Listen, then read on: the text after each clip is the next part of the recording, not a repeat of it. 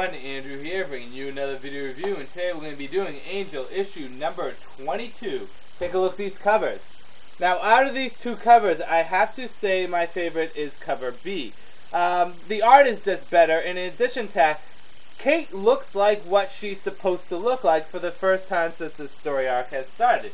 She actually looks like her respective actress that played her. Sure, this may not be a big thing to you guys, but it means a lot to me because throughout this whole story arc, well, Kate just didn't look like Kate. And that did tweak with me a bit.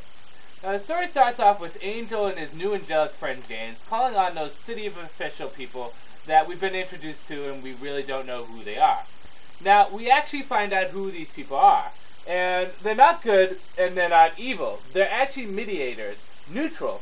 They keep the balance of power between good and evil in check, making sure there's never too much good and never too much evil. That is why they're pissed off at the angels, because they're pushing the balance of power towards the power of good too much. They then tell Angel that he needs to experience this firsthand. So Angel and James decide to trail some legitimate angels, along with Des, Kate, and Connor. However, Des and Connor decide to go off and do their own thing, which really has no purpose whatsoever to the story, as we'll get into later. We then find out that the angels are killing more than just demons. They're killing humans too. Whether these humans are good or bad, meh, they're actually bad people, but they're still killing humans. This ticks Angel off quite a bit, so he decides to retaliate and defend the humans. However, it does not work out the way he thinks, and the humans get killed. He then gets so pissed off that he calls upon the powers that be, and hopes to get Cordelia. But instead Cordelia, he gets this old lady, who represents the powers. She basically tells Angel that while the angels are here, LA is a piece of trash. We are going to clean it up. Whether that means demons or humans, we're going to do it no matter what. Then she shows a vision to Angel that if those people were left alive, they would have gone and killed a lot of other people. Angel then says, well, I understand what you're getting at, but you still killed people unnecessarily.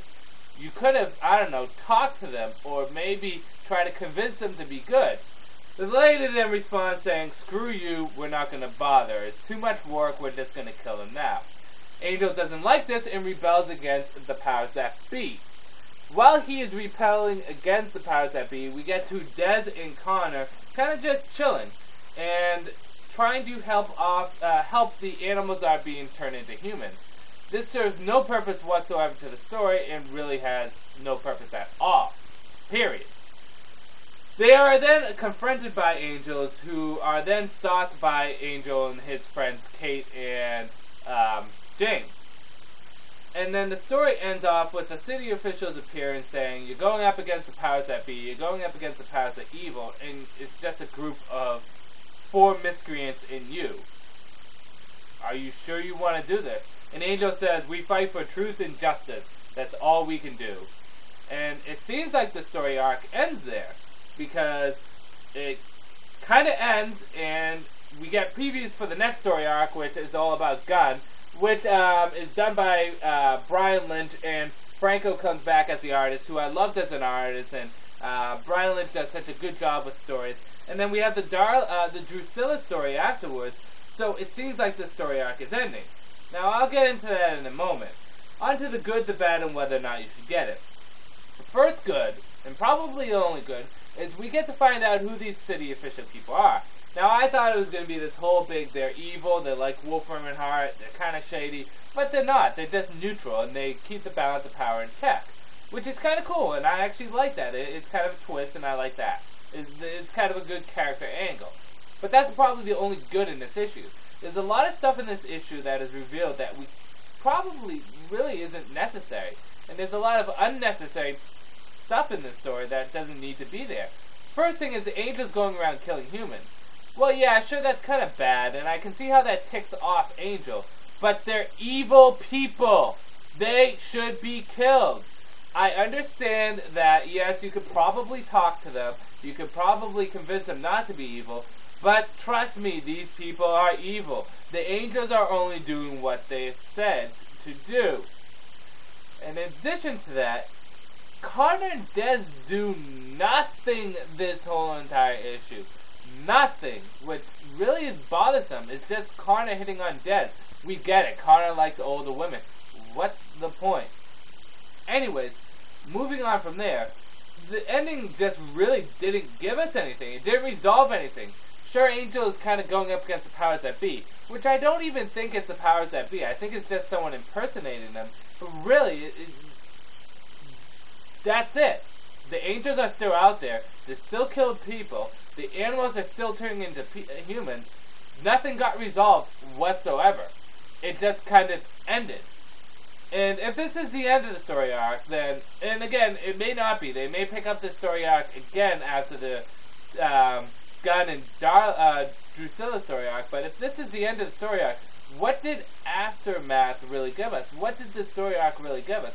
A new character and a new team. That's it. Nothing really happened at all. Maybe I'm being a little too harsh on the old girl, but I don't think so. The story just didn't do it for me. Now, since After the Fall has ended, Angel has either been a good issue or a bad issue. Good issue or bad issue. Last issue was fun and it was good. This issue really wasn't that great. Now, it wasn't bad, but just didn't offer anything. That's what I'm trying to get across. So whether or not you should get it, well, if you've committed yourself to the Aftermath story arc so far, or if you've committed yourself to Angel from After the Fall, after the Fall, up to this point, then you might as well get it and finish off the story. But if you haven't done anything since After the Fall, I would avoid it. Now, there is a silver lining, a kind of a light at the end of the tunnel. Next month, we get the Gunn story, which again is Brian Lynch and Franco coming back together, the dynamic After the Fall team. Brian Lynch does such a good job at Angel. He's a fan of Angel, and he understands the story and the characters. In addition to that, Franco's art is very nice. Now, a lot of people dislike his art, saying it's kind of scratchy and the characters don't represent each other, but I enjoyed his art a lot more than I enjoyed the previous art. So, with that said, use your discretion. It's not a bad issue, but there's nothing that happens in this issue at all. It just kind of ends. So, yeah. With that said, I'm going to end this video here. This is Andrew saying peace out for now.